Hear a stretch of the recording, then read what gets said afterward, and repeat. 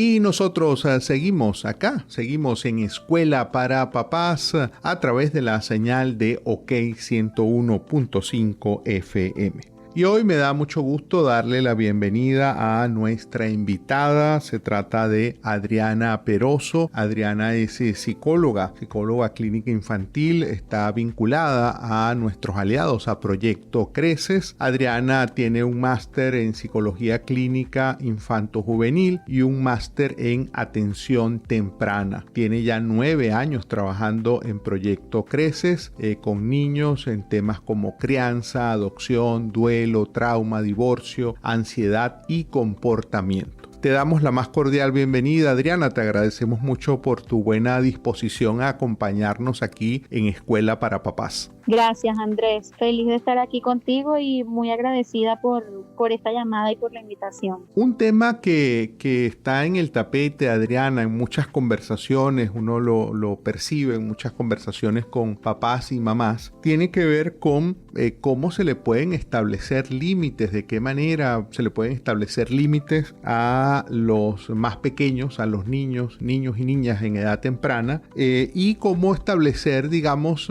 consecuencias para cuando esos límites no se cumplan. ¿Podrías darnos algunas pistas para iniciar la conversación sobre qué entendemos por límites y consecuencias? Claro. Fíjate que yo siempre les digo a mis pacientes que yo creo que lo primero que uno debe tener claro es que como papás es muy importante entender cómo funciona el cerebro de los niños para poder entonces saber cuál es el rol que nosotros como adultos cumplimos en el desarrollo de este cerebro precisamente. Porque yo creo que muchas veces los papás estamos como un poquito perdidos con respecto a qué esperar de los niñitos. Entonces tenemos a veces expectativas muy irreales con respecto a lo que nosotros queremos, esperando que los niños, por ejemplo, hagan caso a la primera o obedezcan todo lo que uno dice, cuando realmente la obediencia no se decreta. Tú no puedes decir, pórtate bien, haz caso, báñate, sino que se entrena, ¿ok?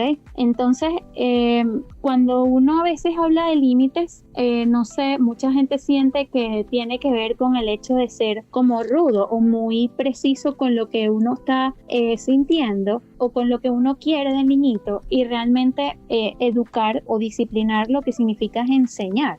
Entonces, partiendo de esto, hablamos de que el propósito del límite no es controlar al niño, sino enseñarle habilidades de autorregulación para aprender comportamientos apropiados. No simplemente que los niños obedezcan por miedo al castigo, ¿ok? Partiendo de esto, es muy importante saber, y para mí es muy importante aclarar que siento que en estos últimos años hay como una confusión con respecto a lo que es la crianza respetuosa, porque mucha gente siente que esto se refiere a que el niñito no le podemos decir que no y no le podemos poner límites, y es todo lo contrario, ¿ok? Cuando no ponemos límites somos negligentes como adultos.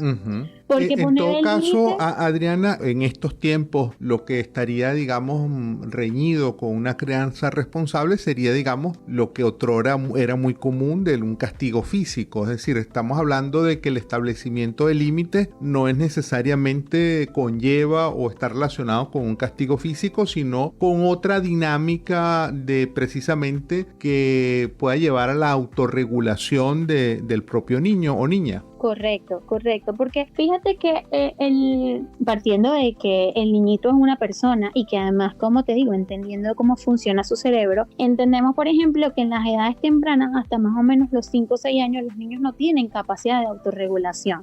Y eso tiene que ver con algo netamente neurológico, ¿ok? La neurociencia lo ha explicado muy bien, que es que el lóbulo frontal, que es el encargado de todo lo que tiene que ver con la capacidad de autorregularse, de planificar, de poder ponerse en el lugar de los otros, de todo lo que nosotros llamamos las funciones ejecutivas, ¿ok? Es muy inmaduro, eso no está funcionando. Entonces, lo único que funciona son los lóbulos encargados de las emociones. Por eso las emociones son como muy desbordadas, porque no hay quien las filtre, que es el lóbulo frontal, que en edades tempranas es muy inmaduro. Eso es pedirle a un niñito pequeño que se autorregule, es como esperar que un bebé de 6 meses camine. No lo puede hacer porque su cuerpo no está listo para eso. Es exactamente lo mismo. mismo. Entonces, partiendo de esto, tenemos que entender que los niños pequeños son muy egocéntricos, que los niños pequeños tienen rabietas, que a los niños les cuesta mucho seguir los límites porque no tienen la capacidad de planificar y de autorregularse. Cuando usamos castigos físicos, el niñito, se asusta mucho y deja de hacer lo que está haciendo porque se asusta, pero no porque aprende. Uh-huh. Y bueno, además de un montón de cosas que te puedo decir de eso, lo primero es que tenemos que saber cuando el adulto agrede, lo pone en riesgo de normalizar esa agresión y de ser víctima entonces de agresión constante de otro. Uh-huh. Sin embargo, la crianza respetuosa o la crianza más consciente, lo que se refiere es al acompañamiento de la emoción mientras yo te pongo los límites a ti. La doctora Becky Bailey, que es como la creadora del modelo de disciplina consciente, ella dice que el adulto debe ser el límite. Y ella pone un ejemplo muy bueno que ella dice, mira, si tú tienes un niño pequeño y hay un balcón que es muy peligroso, tú no le dices a un niño, mira, no te acerques al balcón peligroso, un niño de 3 años, porque no lo puede entender. Uh-huh. Ese niño no puede entender esa información porque su lóbulo frontal, capaz de poder darle una significación a esas palabras, es muy maduro. ¿Y qué es lo primero que va a hacer? Se va a acercar al balcón peligroso. Ahora, el adulto debe ser el límite. Y uno como adulto, ¿qué haces? Te sientas ahí, le quitas el paso y le dices, como yo soy tu mamá o yo soy tu papá y yo te tengo que enseñar y te tengo que cuidar, tú no puedes pasar para allá. Pero tú no esperas que el niñito obedezca, por el discurso, sino porque el límite eres tú. Uh-huh. Ya, exacto. Efectivamente estableces una barrera de protección, pero no es una barrera discursiva, es también una barrera efectiva, práctica, física, digamos. Exactamente, porque nosotros tenemos que saber que nuestro rol como adulto, como te digo, es enseñarles habilidades de autorregulación en la medida en que lo practicamos. Esto es menos discurso y más acción. Uh-huh. Entendiendo que el niñito en este momento, como te dije, no puede entender un discurso. Entonces nosotros ponemos el límite siendo nosotros ese límite. Uh-huh. Y así con todo. Por ejemplo, si yo digo, es la hora de bañarte, yo no espero que un niño de 4 años vaya al baño y se quite la ropa y se duche solo. Claro. Yo digo, es la hora de bañarte mientras yo te estoy quitando la ropa y te estoy metiendo en la ducha. Uh-huh. Y eso todos los días hasta que un día, cuando el niñito tenga más capacidad de autorregulación por desarrollo neurológico, sepa que cuando yo digo es la hora de bañarse, lo va a hacer, pero no porque yo lo digo, sino porque yo actúo. Uh-huh. O sea, si no te vas a bañar, yo igual te voy a meter. Claro, ¿ves? Claro. Adriana, hablando en específico de los papás en esta etapa de esta primera infancia, ¿hay algún rol, algún tipo de actividad en particular que te parezca atañe más a los papás que a las mamás, que podamos comentarle a nuestra audiencia? Mira, yo gratamente estoy sorprendida que estos papás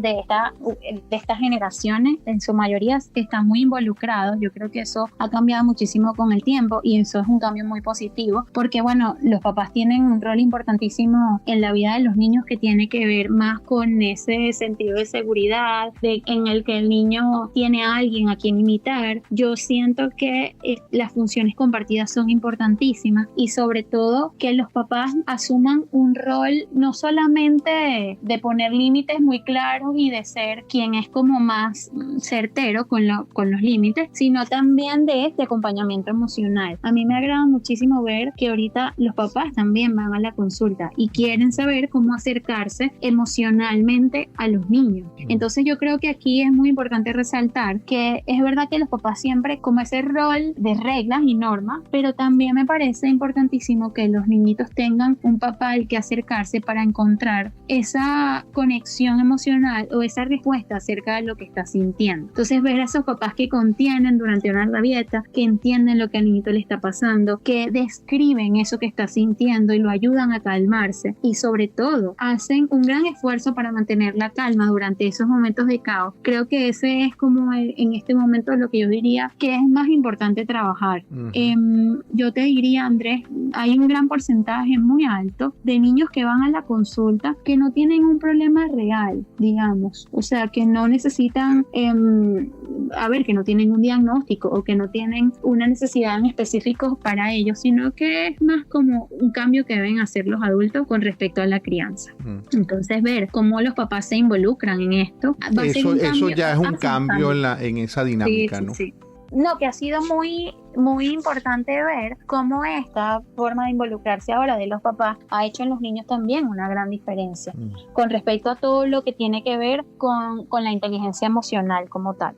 Adriana, pues siempre nos quedamos cortos en estas conversaciones, el tiempo siempre se queda corto para profundizar en muchos temas en los que nos gustaría abordar. Me gustaría antes de despedirnos que puedas dar tus contactos, si alguien que nos escucha quisiera contactarte, ¿por dónde lo podría hacer? Mira, yo estoy en Proyecto Creces y asociados en nuestras redes sociales de Proyecto Creces están todos los números. También me pueden conseguir una cita conmigo a través de la secretaria de ahí o a través de mi número. No sé si te lo digo por acá. Sí, lo puedes dar, por favor. Mi teléfono es 0414-072-7797. En mi Instagram personal de trabajo, pues, está también mi teléfono, que es Soy Adri P.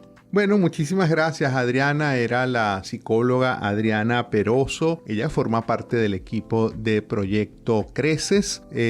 Al Proyecto Creces se le puede contactar a través de @Proyecto Creces en Instagram. Y nosotros vamos a continuar con lo mejor de la música, acá en OK 101.5 FM, haciendo radio de verdad.